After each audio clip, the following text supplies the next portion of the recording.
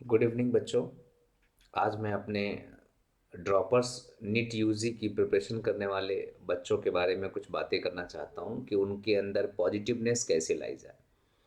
मैं ड्रॉपर्स की बातें इसलिए ज़्यादा करता हूं क्योंकि हमारे 11 12 के जो फाउंडेशन के बच्चे होते हैं, किसी इंस्टीट्यूट से फाउंडेशन करके आते हैं और फिर वो किसी वजह से नहीं हो पाते और ड्रॉप करते हैं, तो उनकी क्या दिक्कतें रहती हैं, इस बारे में मैं चर्चा अपने नेक्स्ट वीडियो में करूँगा। तो ड्रॉपर्स की जो कुछ बेसिक बातें मैं बताने जा रहा हूँ, उनको ध्यान में रखते हुए ये बच्चे अपने आप को पॉजिटिव रख सकते हैं और उनका जो आउटपुट है वो भी बहुत ही पॉजिटिव आता जाएगा, होता जाएगा। तो इसमें जो सबसे इम्पोर्टेंट बात है, एक, कि अगर आप अपने पेरेंट्स के पास रह रहे हैं तो सबसे अच्छी चीज़ और सबसे पॉजिटिव चीज़ ये है कि आप अपने पेरेंट्स का सम्मान करें। और इसके लिए आप मॉर्निंग में जो है अपने माँ बाप के पैर छू के इंस्टीट्यूट के लिए निकले, अपने दिन की शुरुआत करें, अपनी पढ़ाई की शुरुआत करें। ये सबसे अच्छी चीज़ है, सबसे इम्पॉर्टेंट है, याद रखिएगा। कोई भी इंस्टीट्यूट में ज़रूरी नहीं है कि ये सारे टीचर्स जो है फिजिक्स, केमिस्ट्री, जूलॉजी, बॉटनी के अलावा इन बातों को बताएं, जबकि ये मेरी नज़र में सबसे महत्वपूर्ण बातें हैं। क्योंकि आफ्टर ऑल हम अपना कैरियर बनाने जा रहे हैं और उसमें जो है, जो पिलर का काम करते हैं वो हमारे माँ बाप होते हैं। मैं क्लास में अक्सर चर्चा भी करता हूँ कि जो ह्यूमन है वो 21 25 ईयर्स एज तक सबसे बेस्ट एग्जाम्पल होता है पैरासिटिज्म का। तो वो इसी रेफरेंस में कि हम हर चीज़ के लिए अपने पेरेंट्स पे डिपेंड होते हैं, तो हमारे भी कुछ कर्तव्य बनते हैं। तो जो ड्रॉपर्स का पहला नियम तो मैंने अभी आपको बताया कि पेरेंट्स का सम्मान करें।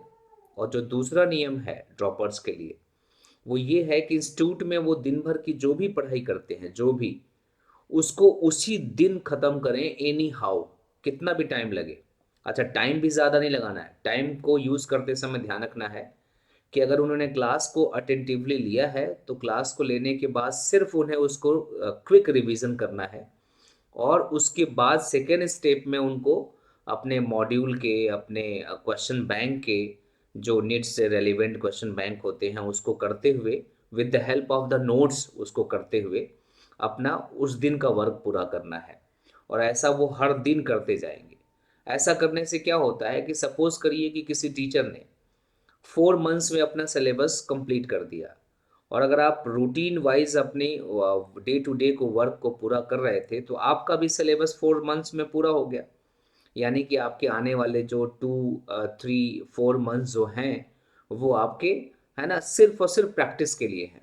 जो भी आपको कुछ सीखना था, डाउट क्लियर करना था, रिवीजन करना था, मॉड्यूल के क्वेश्चंस देखने थे, पैकेज के क्वेश्चंस देखने थे, वो सब आपने इन दिनों में कर लिया।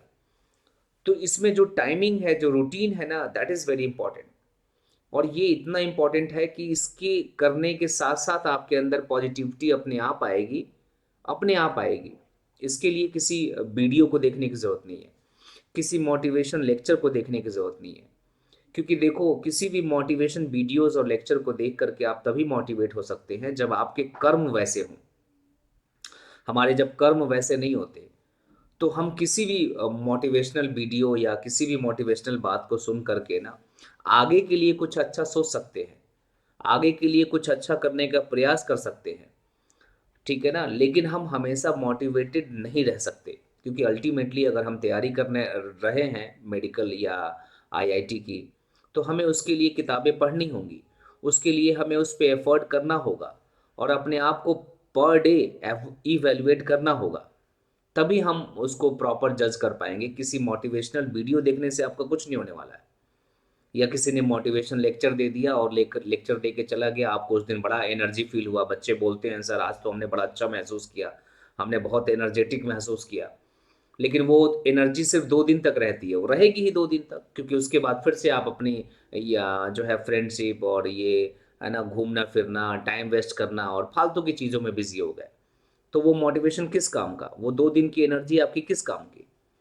तो ये हमें, इसीलिए मैंने कहा कि पहला स्टेप हमारा पेरेंट्स को रिस्पेक्ट करना है, जिससे हमें हमेशा ख्याल आए, हमें हमेशा ख्याल आए कि हम ये सारा कुछ जो कर रहे हैं वो अपने साथ साथ हम अपने पेरेंट्स का सम्मान भी बढ़ाना चाहते हैं। और दूसरी चीज़, अपने रूटीन को मेंटेन करने से आपको किसी भी तरह की कभी भी कोई नेगेटिविटी नहीं आएगी। अगर किसी वजह से नेगेटिविटी आती है, तो मैं आपको सजेस्ट करता हूँ कि डेफ़िनेटली आप मुझे मैसेज कर सकते हैं। मुझे जो मेरे नोन स्टूडेंट्स हैं मुझे कॉल कर सकते हैं।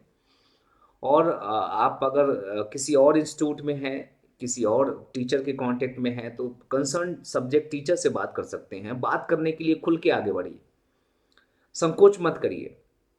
क्योंकि कई बार हम अपनी चीज़ों को अपने तक ही जो है समेटे रहते हैं और टीचर्स से या पेरेंट्स से शेयर नहीं करते, तो वो चीज़ें और एक्सपेंड होती जाती है।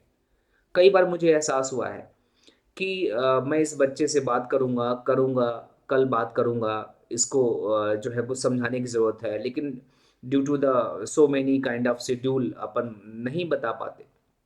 पता चलता है कि कुछ दिनों बाद वो चीज़ हमारे सामने आ जाती है। उस बच्चे की दिक्कतें चल रही थी, बच्चा भी बात करना चाहता था, हम भी बात करना चाहते थे, बट दो उसने संकोच किया और हमारे पास शेड्यूल नहीं था। तो फिर काफ़ी देर हो चुकी होती है और फिर वो बच्चा एक्सेप्ट करता है कि सर हम बहुत पहले जो है अगर हम बात कर लेते, चीज़ों को सॉर्ट आउट कर लेते, तो हम बहुत ही पॉजिटिव रहते और बड़े रिलैक्स होकर के अपना काम कर रहे होते। तो मेरा बात ये है कि हमें परेशान नहीं होना है।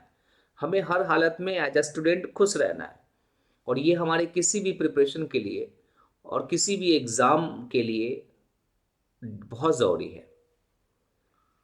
तो ये 2 बातों को आप फ़ॉलो करिए, सिर्फ़ और सिर्फ़ सिंपल 2 बातों को फ़ॉलो करिए और किसी फ़ालतू की चीज़ों में मत पड़िए। किसी फ़ालतू की क्वेश्चन बैंक को कंसल्ट मत करिए। किसी ऑनलाइन प्लेटफ़ॉर्म को जो है टच करने की ज़रूरत नहीं है।